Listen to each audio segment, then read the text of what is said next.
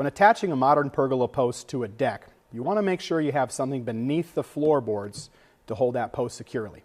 We recommend 2 layers of treated lumber, in this case it's 2x10s, stitched together with galvanized nails. We cut that blocking to fit tight between the joists where we want to put our pergola post.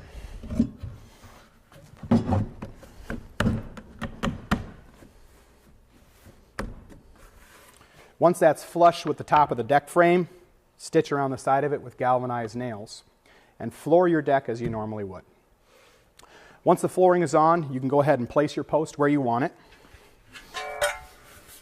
Our pergola post mounts aluminum tube, and to the bottom of it is welded a 1/2 inch thick 6x6 aluminum plate, and we punch the hole in the bottom so you can run wiring up inside your pergola for a fan or speakers or anything else that you'd like to have in your pergola. When you put the mount down, you want to make sure that you don't have the mount all the way out to the edge of the deck.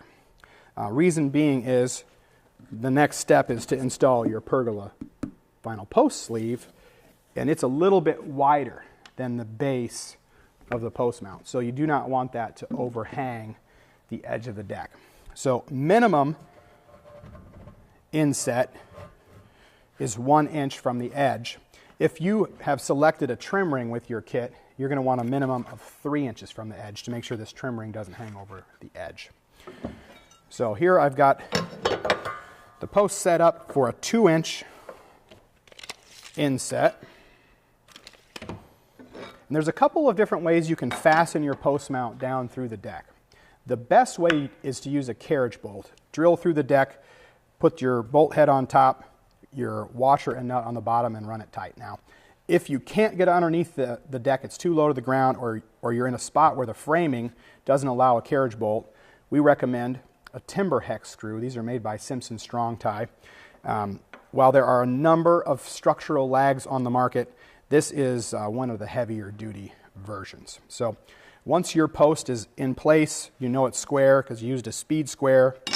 You've taken your pencil, you've marked around the edges in case it moves while you're fastening it down. You grab the impact driver of your choice.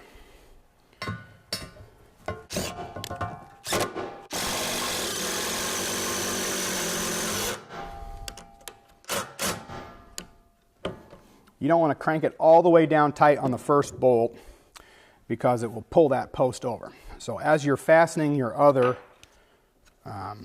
corners of the mount down, you're going to want to use a torpedo level and composite shims to keep that post nice and plumb. The next step is to put your vinyl post sleeve over that mount.